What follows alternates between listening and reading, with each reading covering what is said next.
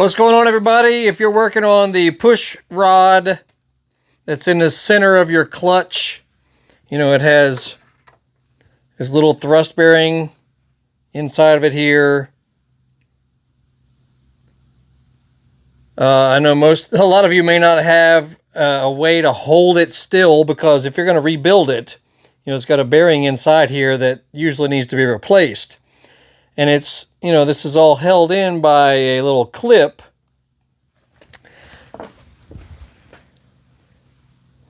Little clip right down there.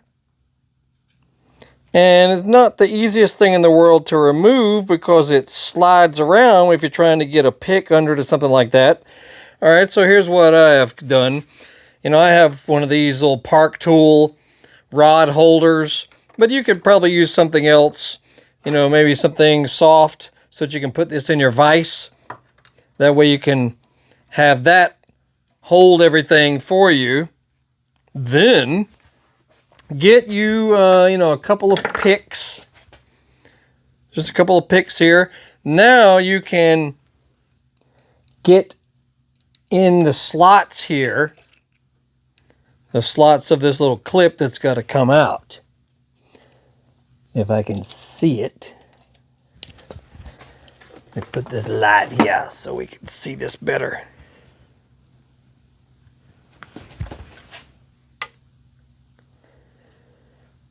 There we go. Oh, and our new phone is the Samsung Galaxy Note 10 Plus. It's fantastic. In case you're looking for a new phone that does awesome video and photo and great features, that's what we use. Anyway, so we'll have to get our pick. You know, you have to get one on one side, one on the other. That way these can push against each other with a little bit of leverage. And maybe put a rag or something over it, because this clip will go flying when you get it out of here. So the two picks can push against each other, and you'll just pry on it like so. Might take a little bit of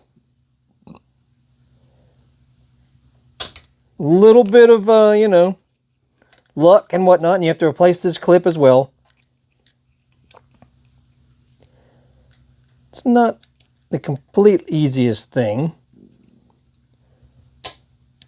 And it starts to spring out anyway, so sooner or later you can just get your pick under it and pull her off. Unfortunately, there it goes. Unfortunately, you can't reuse it. So if you're rebuilding this little guy, see that little bearing needs to be replaced right there. So you can't reuse the clip. So you should, replace that bearing. May want to replace this washer also, just to, you know, if you're going that far into the bottom end of your engine with a rebuild, you should replace every bearing that exists in there, as well as any wearable washers or anything that gets wear on it.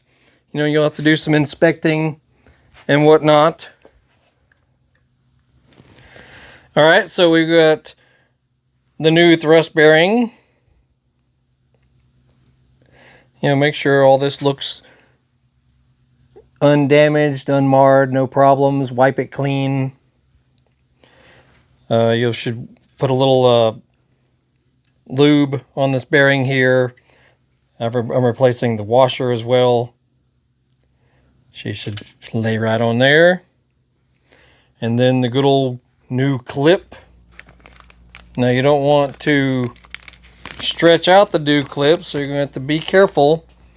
And make sure you put a rag up over it or something like that, you know, because if you ever dealt with circlips and things like this, they will fly across the room with no warning, you know what I'm saying? So put a rag on the top of it and just get it started on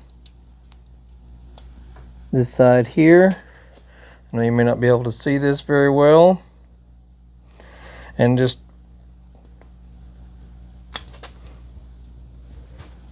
Push it on quickly. Excuse me if I'm struggling with it.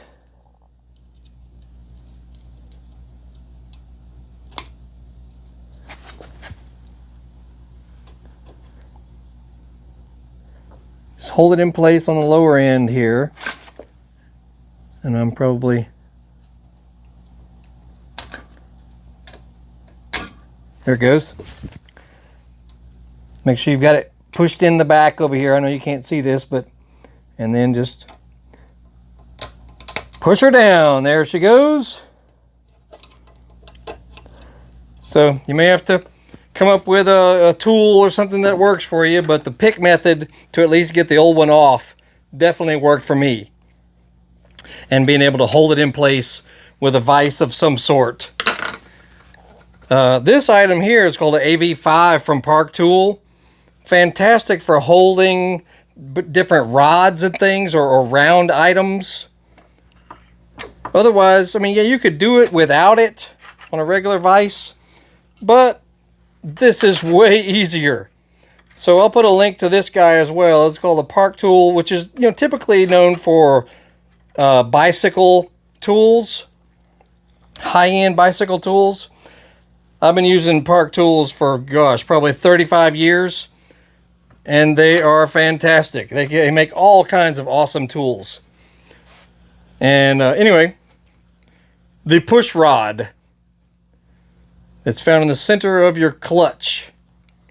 And this is probably on many different bikes, but this came off of a, you know, current model YZ250. And that's it. So make sure you, if you can see what's going on around here, make sure you look through our channel here. We've been doing a pretty thorough bottom end rebuild on the YZ250. Have all kinds of videos relating to that job. And we've learned a great deal of stuff because for me personally, that's been a new thing, to split the cases and do the transmission and the governor and all kinds of other stuff on it. So check out our previous videos on that and you might find some things that'll help you. But we've also got all kinds of other videos too relating to cars and dirt bikes and ATVs and chainsaws and, you know, outdoor equipment and stuff. You'll find all kinds of stuff. So just surf through our channel. And that's it for now. It's Biker Dave in the shop this evening, working on the clutch. We'll see y'all later.